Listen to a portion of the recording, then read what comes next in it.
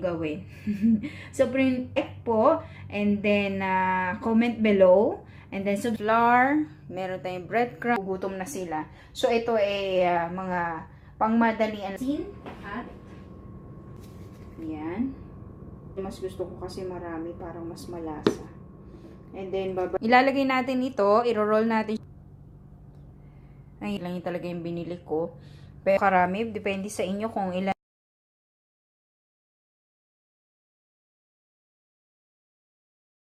Hello, hello! Welcome po sa channel ko.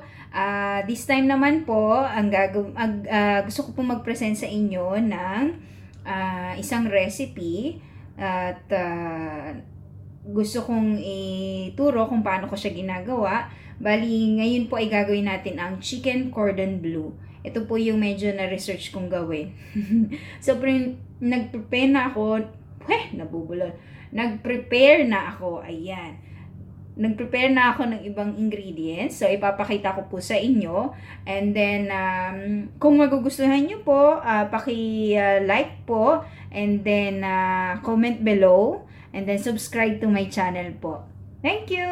Ayan, para po sa chicken cordon bleu, kakailanganin po natin, of course, ang chicken. Ito ang bida.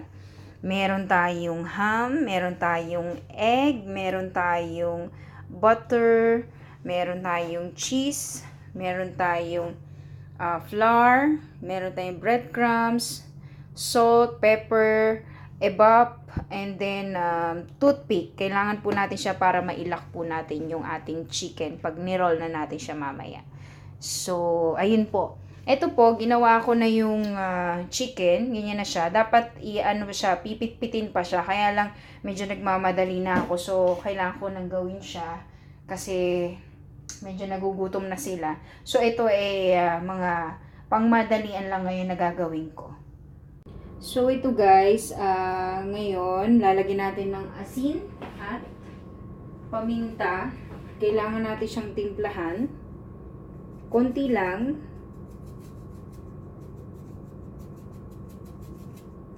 Ano ba yan? Ayaw naman lumabas. Ayan. And then, pepper. Kayo ba, marami ba kayo maglagay ng pepper? Ako medyo, medyo mas gusto ko kasi marami, parang mas malasa. And then, babalik na rin natin siya. Para ganun din ang gagawin. Lalagyan natin ng salt. Baka akala nyo marami na akong nailagay. Ayaw pong lumabas. Yan. Yan. Oh! Oops. Okay. And then, yung ham. Ilalagay natin yung ham. Yan. Okay. Nakikita nyo ba? Tapos, yung ating cheese.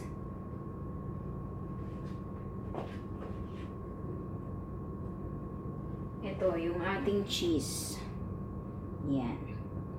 And then, i-roll lang natin siya ng paganito. Okay. Yan. Yan. Ganyan. Diba? Napaka-dali. Ngayon, kailangan natin kumuha ng toothpick para malak natin siya.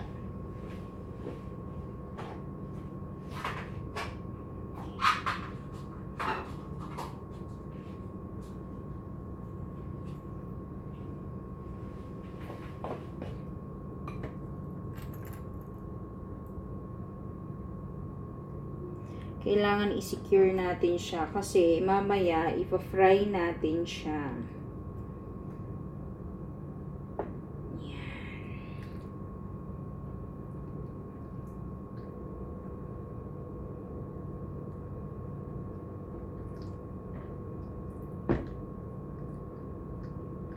Yan. Yung iba, nakikita ko, hindi nila nilalagyan na kasi siguro tansyado na nila.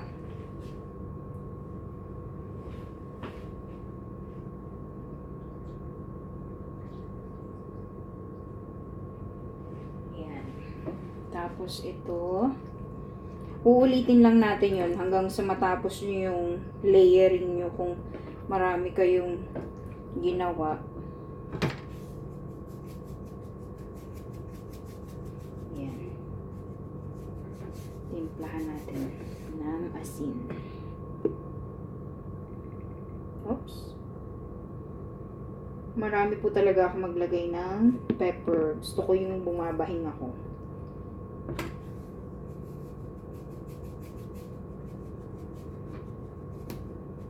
Oops. Ay. I forgot the pepper. Okay. Yan.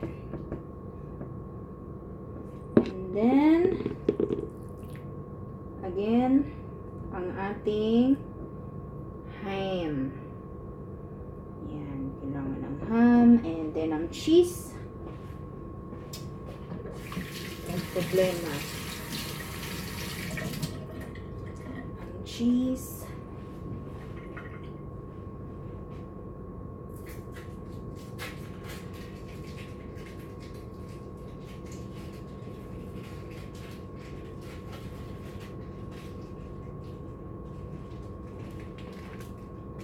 Medyo nagkakaproblema ako sa cheese ko kasi dumidikit siya. Kasi kanina ko pa siya nailabas sa ref. Dapat bago lang. Parang nagme-melt siya. Ayan.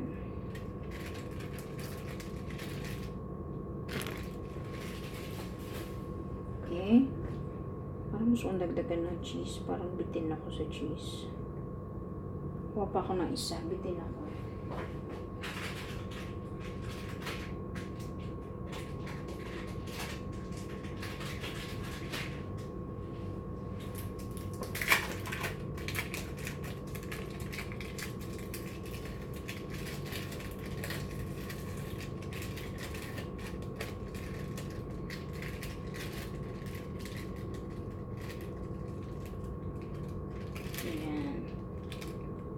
Maraming cheese, mas masarap. Kasi ang mga bata gusto nila maraming cheese palagi. Mga cheese lovers. Then, iro-roll natin ulit. ng pag ganito. Sorry. Inubo ako. Ayan. Okay. Dapat pa ganyan.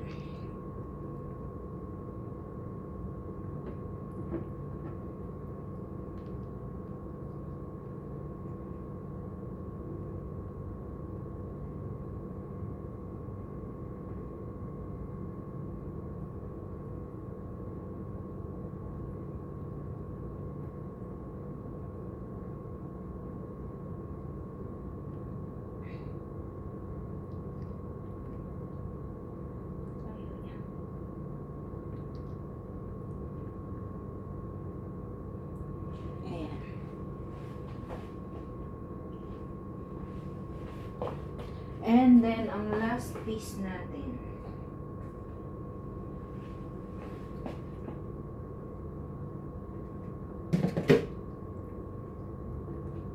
Okay, bali dito, ginawa ko lang 3-piece na breast chicken. Mga sisterettes, mga ano lang to, breast chicken tong ginawa. Yun naman kasi talagang ginagamit.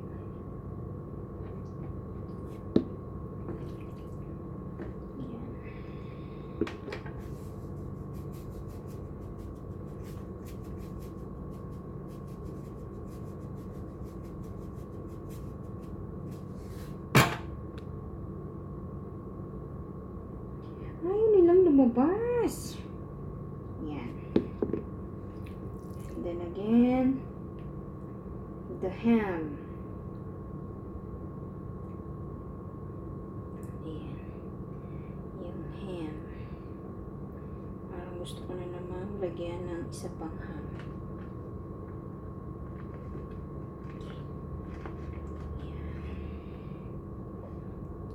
Mas maganda, mas marami para masaya.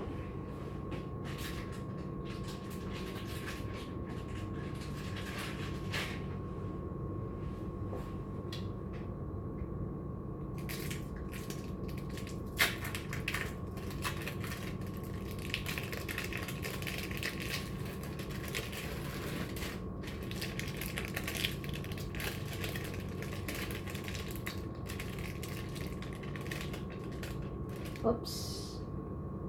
Okay, 1. And then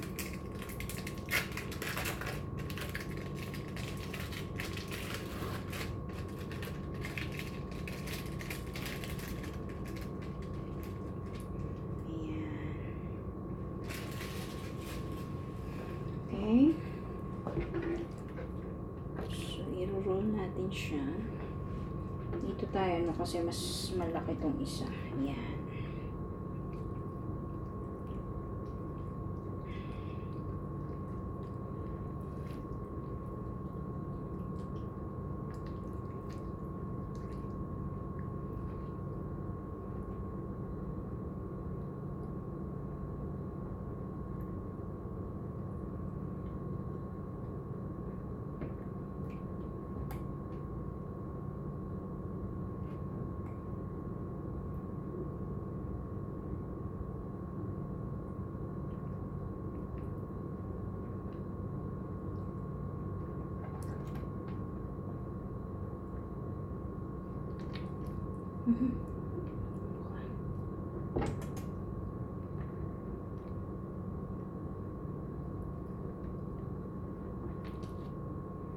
Ayan.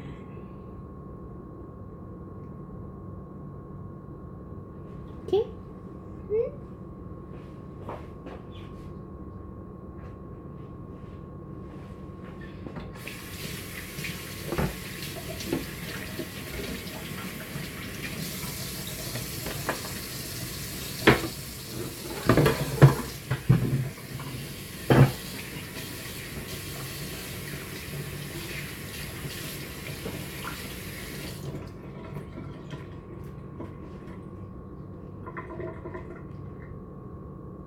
Okay guys, ngayon naman, since na-ready na natin siya, ngayon, pag ilalagay natin ito, iro-roll natin siya dito sa flour, pagkatapos ng flour sa egg, pagkatapos ng egg sa breadcrumbs, and then after nun, ipa-fry na natin siya.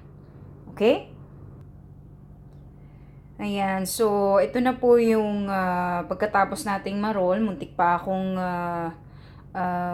ma-short sa breadcrumbs kasi konti lang yung talaga yung binili ko. Pero, ayan, yan ang itsura niya. After this, ipa-fry na natin siya. Hindi ko na video yung kung paano niro-roll dahil tawag niyan, wala akong wala siyang okay guys, ngayon naman, since na-ready na natin siya, ngayon, pag ilalagay natin ito, iro-roll natin siya dito sa flour, pagkatapos ng flour sa egg, pagkatapos ng egg sa breadcrumbs, and then after nun, ipa-fry na natin siya. Okay? Ayan, so ito na po yung pagkatapos nating ma-roll, muntik pa akong ma-short sa breadcrumbs kasi konti lang yung talaga yung binili ko. Pero, ayan, yan ang itsura niya. After this, ipa-fry na natin siya. Okay. Ngayon naman, gagawa tayo ng sauce. So, ang kailangan po natin dyan, kailangan natin ng butter. Ito, mga ganito karami. Depende sa inyo kung ilang yung magagawa nyo dahil dun sa ginawa din natin. Butter. And then, kailangan ulit natin ng flour. Kailangan natin ng ebap. Ito siya. Ebap. And then, kailangan natin ng salt. Again, salt. And then, pepper. Ayan. Tapos, optional yung onion. Kung gusto ninyo ng onion, haluan siya after. So, ngayon, kailangan lang natin ng medyo slow fire lang kasi butter itong gagawin natin. Tapos, i-add na natin yung flour. I-add natin yung flour. And then, yung ebap. Yan. Hanggang maging creamy siya. Tapos, titimplahan na natin siya ng salt. And then, pepper. Hindi ko na sa inyo mapapakita kung paano gawin. Kaya sinabi ko na. Kasi ang gamit ko lang ngayon is mobile phone. So, ito siya. Hintayin lang natin medyo init ng konti. Tapos, gagawin na natin siya.